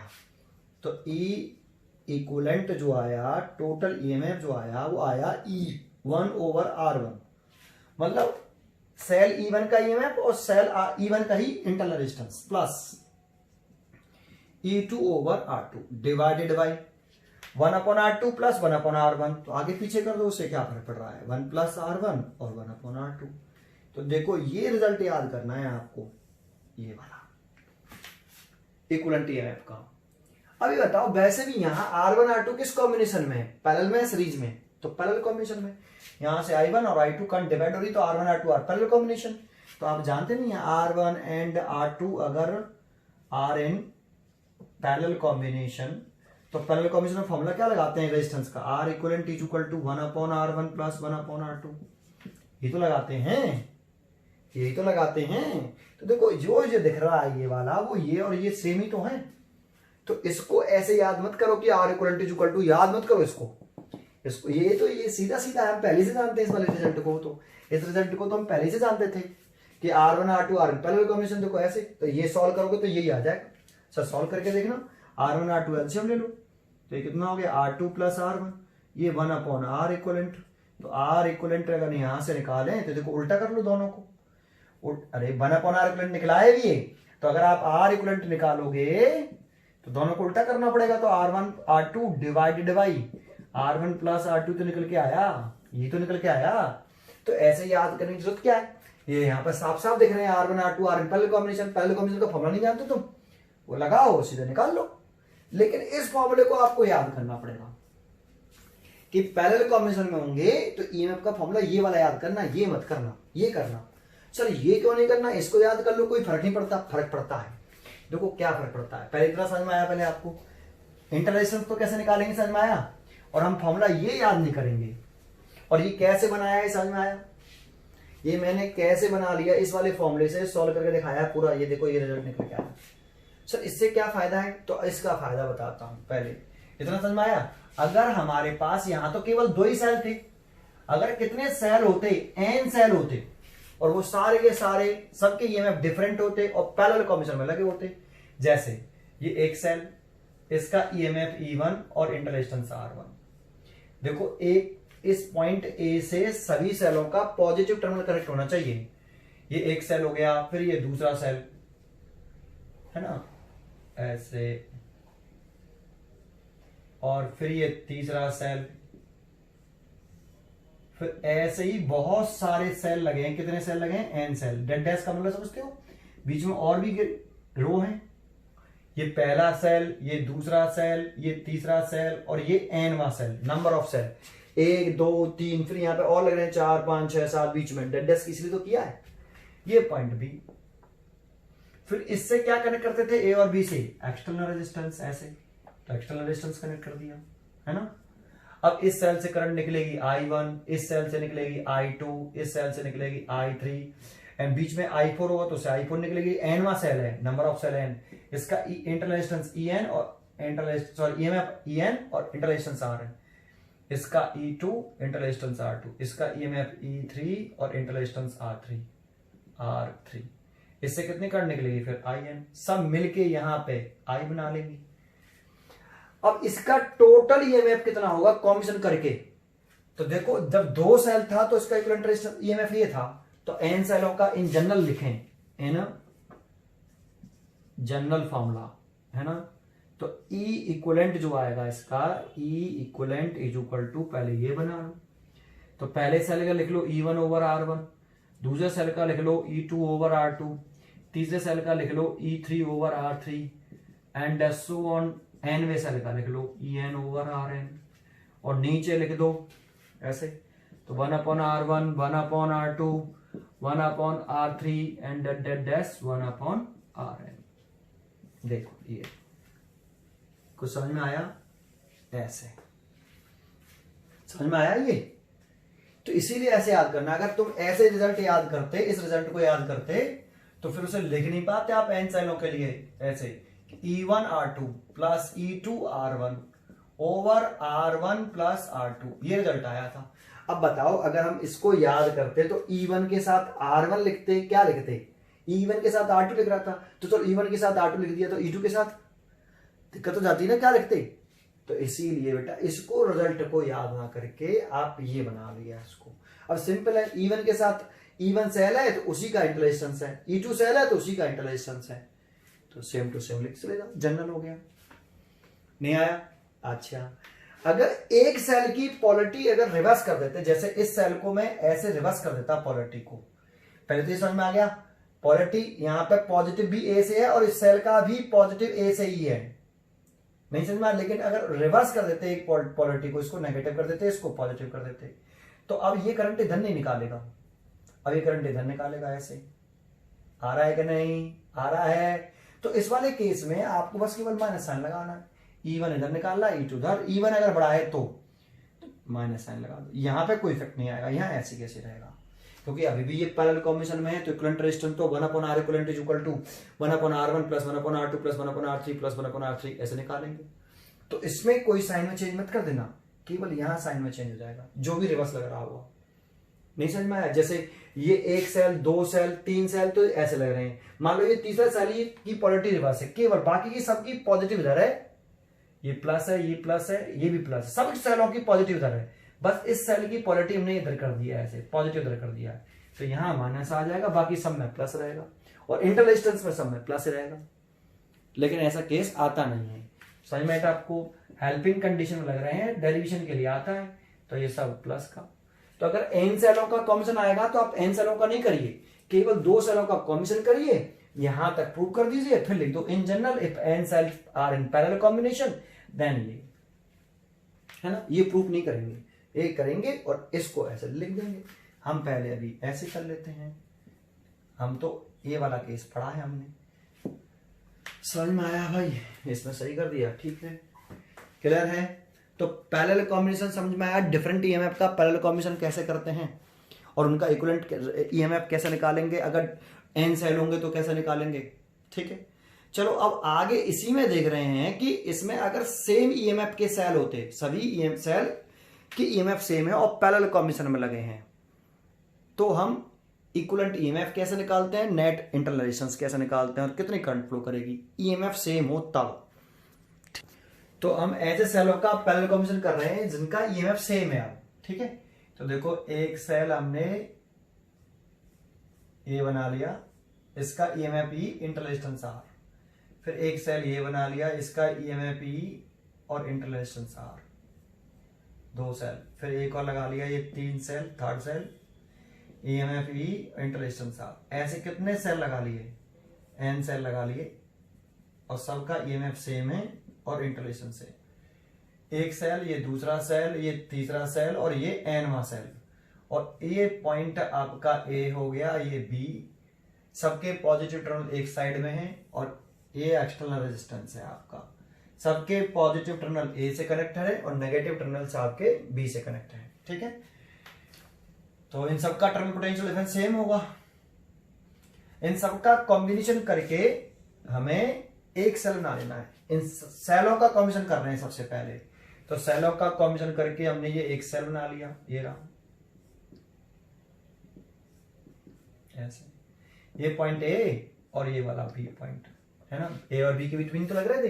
इन सभी सेलों का करके कॉम्बिनेशन करके एक बना लिया। इसका ई टोटल कितना लिख लिया, ई इक्विवेलेंट और आर ईएमएफ, और ये किससे कनेक्टेड थे, एक्सटर्नल रेजिस्टेंस आर से। ए और बी के, आर किससे लग रहा है, ए और बी से कनेक्ट है। कॉम्बिनेशन कर लिया सभी सेलों का भाई, एक सेल बना लिया, कॉम्बिनेशन ऑफ सेल ही तो पढ़ रहे हैं, पैरेलल कॉम्बिनेशन ऑफ सेल, लेकिन ऐसे सेलों का जिनके ईएमएफ और इंटरेक्शन सेम है, सिमिलर सेल के कर रहे हैं, सिमिलर सेल्स हैं सारे, एक जैसे सेल हैं सारे, ठीक है। तो अब देखो ई इक्विवेलेंट कितना लिखेंगे, तो देखो अभी हमने लिखा था ई इक्विवेलेंट इज इक्वल टू क्या था, E1 over R1 plus E2 over R2 plus E3 over R3 plus and that parallel combination में यही तो होता, En over Rn divided by 1 upon R1 plus 1 upon R2 plus 1 upon R3 plus plus and 1 upon Rn। अब यहां पे सबके EMF same है, तो यहां पे क्या लिखना पड़ेगा, ई आर ई आर, और इतना ऐसे कितनी बार ऐड करना पड़ेगा, n टाइम। ऐसे यहां 1 upon R 1 upon R 1 upon R कितनी टाइम ऐड करना पड़ेगा, n टाइम्स, क्योंकि n सेल है ना। तो देखो अगर 2 बार ऐड करते, e over R plus e over R, 2 बार ऐड किया, एक बार 2 बार, आर एलसीएम लिया तो 2e ओवर आर आता, e plus e 2e over R. 3 बार ऐड करते e ओवर आर, तो r तो एलसीएम आता, अब कितना आता 3e। 3 बार ऐड कर रहे हैं तो 3e ओवर आर, तो n बार ऐड करेंगे तो कितना आएगा, n e ओवर आर। ऐसे ही नीचे इज इक्वल टू, ये इज इक्वल टू इस लाइन के सामने लिखना चाहिए, ठीक है, ऐसे ईएमएफ। ऐसे इसमें तो कितना आता, 2 बार ऐड कर रहे 1 अपॉन आर 1 अपॉन आर, तो 2 ओवर आर आता। 3 बार ऐड करते तो 3 ओवर आर आता। कितनी बार ऐड कर रहे हैं, n बार, तो कितना आएगा n ओवर आर। इस n से n कट गया और r से r कट गया, तो ईएमएफ कितना आया, e आया, देखा। तो e इक्विवेलेंट कितना आ गया, e आ गया। तो देखो इस सेल का e है, इस सेल का e है, इस सेल का e है, इस सेल का e है। अगर पैरेलल कॉम्बिनेशन में कनेक्ट रहेंगे तो टोटल इक्विवेलेंट ईएमएफ भी e रहेगा। चेक कर लो, आपके सामने निकाला है। ठीक है, क्यों ई लहा समझ में आया पहले आपको? ठीक है, और यहां आगे करें, ये समझ में आ गया। अब ये सभी इंटरनेशनल किस कॉम्बिनेशन में है? पैरेलल कॉम्बिनेशन में। तो टोटल लेट कर लेते हैं कि आर इक्वलेंट क्या है? टोटल इंटरनल रेजिस्टेंस है। केवल इंटरनल रेजिस्टेंस निकाल रहे हैं इस समय। कौन सा निकाल रहे हैं? पूरे सर्किट का रेजिस्टेंस नहीं निकाल रहे, इसको इंक्लूड नहीं कर रहे। इंटरनल रेजिस्टेंस नहीं है, ये क्या है? एक्सटर्नल रेजिस्टेंस है। तो इसको नहीं देख रहे, केवल हम क्या निकाल रहे हैं? Internal resistance. तो इंटरनल रेजिस्टेंस निकाल रहे हैं, सारी रेजिस्टेंस किस में है? पैरेलल कॉम्बिनेशन में। तो फॉर्मूला लगाओ, 1/R plus 1/R plus 1/R, कितने टाइम्स? n times. तो कितना हो जाएगा? n/R 1/R equivalent. तो एक R इक्वलेंट कितना आएगा? R/n। तो इक्वलेंट रेजिस्टेंस ये आया, इंटरनल रेजिस्टेंस सॉरी। और टोटल ईएमएफ जो आया ई इक्वलेंट, वो ई आया। इस सेल का ई, इस सेल का भी ई, इस सेल का भी ई, इस सेल का भी ई, सबका कंबाइंड करके सेल बना, उसका भी ई। और इंटरनल रेजिस्टेंस कितना आ रहा है? समझ में आ रहा है? R/n। R/n। तो ये सभी, इसने करंट निकाली, इसने भी करंट निकाली, इसने भी निकाली, इन सबको मिला के यहां पे कितनी करंट हो गई? Total current I. इन सब ने मिलके ये करंट निकाली, इन सबका ऐड किया, ये आई। तो ये देखो आई। तो ये कितनी करंट है? आई। ऐसे। तो इस टोटल करंट को निकालना चाहें, इस सर्किट में टोटल करंट आई, तो टोटल करंट कैसे निकालेंगे? तो देखो, इसको हटा देता हूं, इस डायग्राम की जरूरत नहीं है, उसकी जरूरत है। तो टोटल करंट निकालते इन सभी सेलों का कॉम्बिनेशन करके ये बन गया। n सेलों का कॉम्बिनेशन किया था, तो टोटल करंट जो n सेलों से प्राप्त हो रही है, टोटल करंट जो n सेलों से प्राप्त हो रही है, total EMF over total resistance, over total resistance. तो टोटल ईएमएफ तो कितना है? ई। क्या टोटल रेजिस्टेंस आर क्यू है? नहीं, ये भी तो है इसमें। ये और ये किस कॉम्बिनेशन में है? सीरीज में। तो टोटल रेजिस्टेंस कितना हो गया? R plus. अब इस बच्चे सोचते पैरेलल कॉम्बिनेशन पढ़ रहे हैं सर। अरे भाई, वो पैरेलल कॉम्बिनेशन सेलों का पढ़ रहे हो, रेजिस्टेंस का थोड़ी पढ़ रहे हो। तो ये रेजिस्टेंस और ये रेजिस्टेंस देखो किस कॉम्बिनेशन में, करंट सेम है, तो सीरीज कॉम्बिनेशन में है, तो सीरीज ही करना। ऐसा नहीं कि पैरेलल पढ़ लिया बस आंख बंद करके पैरेलल कॉम्बिनेशन करे जा रहे हो। ये रेजिस्टेंस और ये रेजिस्टेंस तो सीरीज में है। इंटरनल रेजिस्टेंस जरूर पैरेलल में थे, लेकिन ये रेजिस्टेंस और ये रेजिस्टेंस में तो करंट सेम है, आई।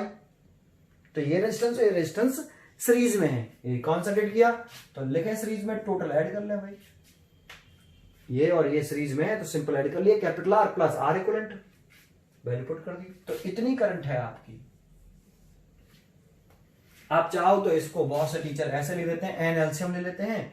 एन एलसीएम ले लेंगे तो देखो एन एलसीएम ले लिया, है ना। तो एन एलसीएम लेंगे नीचे से, तो ये n R plus small R हो जाएगा, और ये ई हो गया, ये एन ऊपर पहुंच जाएगा, तो एन ऐसे।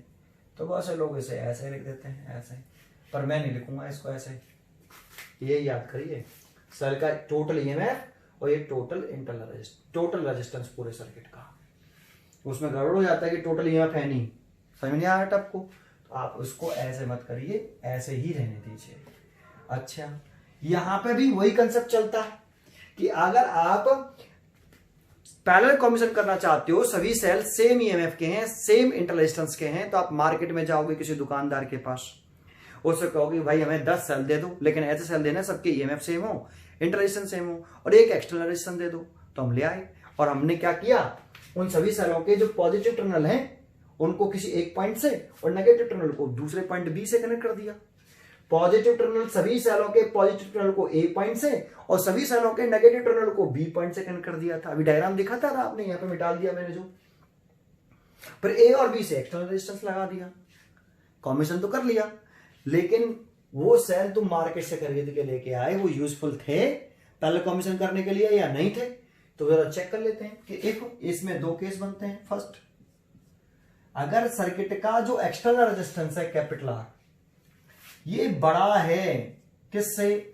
सभी सेलों के टोटल इंटरनल रेजिस्टेंस से, आर ओवर एन से। तो इसमें किसको छोड़ देंगे? इसको इग्नोर कर दें। इसको अगर इग्नोर कर देते हैं, इसको छोड़ देते हैं, तो ये कितने सेलों से फ्लो करने वाली करंट है? एन सेलों से जब एन सेलों को पैरेलल कॉम्बिनेशन में लगाया है, तो इसी में सोल्व कर रहे हैं, तो एन सेलों से करंट है ये, इसको छोड़ दिया तो ई ओवर आर। तो देखो ये जो करंट आ रही है, क्या इसमें नंबर ऑफ सेल हैं? एन है? एन नहीं है। तो ये जो करंट है वो किससे इंडिपेंडेंट है? I is independent of number of cell N. और ग्राफ कैसे बनेगा? ऐसे नंबर ऑफ सेल बढ़ रहे हैं लेकिन करंट नहीं बढ़ रही, करंट कांस्टेंट है। कितनी करंट है भाई यहाँ पे कितनी करंट है? ई ओवर कैपिटल आर के बराबर करंट है इस वाले पॉइंट पर। तो नंबर ऑफ सेल चाहे कितने भी लगा लो पैरेलल कॉम्बिनेशन में, 1000, 2000, 50,000, करंट इतनी रहेगी। तो क्या फायदा हुआ? तो ये इस ऐसे सेल अगर तुम खरीद लाए मार्केट से कि एक्सटर्नल रेजिस्टेंस ज्यादा हो और पैरेलल कॉम्बिनेशन करने पर जो इंटरनल रेजिस्टेंस आए उससे, तो वो सेल यूजफुल नहीं होते पैरेलल कॉम्बिनेशन में। तो ऐसा हम सेल नहीं खरीद के लेके आएंगे मार्केट से। फिर सेकंड केस क्या बनता है इसमें? सेकंड केस बनता है कि अगर एक्सटर्नल रेजिस्टेंस छोटा हो और इंटरनल रेजिस्टेंस बड़ा हो, सभी सेलों का कॉम्बिनेशन करने के बाद, ये टोटल इंटरनल रेजिस्टेंस है सेलों का पैरेलल कॉम्बिनेशन करने के बाद, ठीक है। अगर ऐसे लेके आते हैं खरीद के, हम इस चीज का ध्यान करके लेके आएंगे हम, ठीक है। तो अब किसको छोड़ दें? कैपिटल आर को। इसमें से कैपिटल आर को छोड़ दें तो एन सेलों से कितनी करंट आएगी? E over R over n. तो एन ऊपर पहुंच जाएगा, तो n E over small R. यहां पर देखें तो करंट का नंबर ऑफ सेल के साथ कैसा रिलेशन है? डायरेक्टली रिलेशन है। अगर आप नंबर ऑफ सेल बढ़ाओगे तो करंट बढ़ेगी, डायरेक्ट रिलेशन आएगा। नंबर ऑफ सेल इंक्रीज करोगे तो करंट बढ़ेगी। तो देखो सेलों का पैरेलल कॉम्बिनेशन कब यूजफुल है? तब यूजफुल है कि जब हम ऐसे सेल खरीद के लेके आए मार्केट से कि उन सभी सेलों का पैरेलल कॉम्बिनेशन करने पर इंटरनल रेजिस्टेंस ज्यादा हो किससे? एक्सटर्नल रेजिस्टेंस से। ये लाइन मैंने किसमें भी बताई थी? सीरीज कॉम्बिनेशन में बताई थी। यही सबसे इंपॉर्टेंट होता है सीखने के लिए। हमें समझ में आया आपको? यहां तो हम एक लाइन लिख सकते हैं, यहां पर ये लिख सकते हैं हम पैरेलल कॉम्बिनेशन ऑफ सेल, ये लिख दो, parallel combination of cell is useful when total internal resistance is greater than the external resistance। ये टोटल इंटरनल रेजिस्टेंस जब एक्सटर्नल रेजिस्टेंस से बड़ा है तभी पैरेलल कॉम्बिनेशन सेलों का पैरेलल कॉम्बिनेशन यूजफुल है। जबकि सीरीज में internal resistance, total internal resistance छोटा होना चाहिए एक्सटर्नल रेजिस्टेंस से, तब सीरीज कॉम्बिनेशन यूजफुल होता है। ठीक है, ये बात समझ में आई आपको? ये समझ में आया यहां तक? ठीक है, कल हम इसमें मिक्स ग्रुपिंग पढ़ाएंगे, मिक्स ग्रुपिंग ऑफ सेल, लेकिन आपको सीरीज कॉम्बिनेशन ऑफ सेल और पैरेलल कॉम्बिनेशन ऑफ सेल आना चाहिए, तभी मिक्स ग्रुपिंग ऑफ सेल समझ में आएगा। ठीक है, थैंक यू।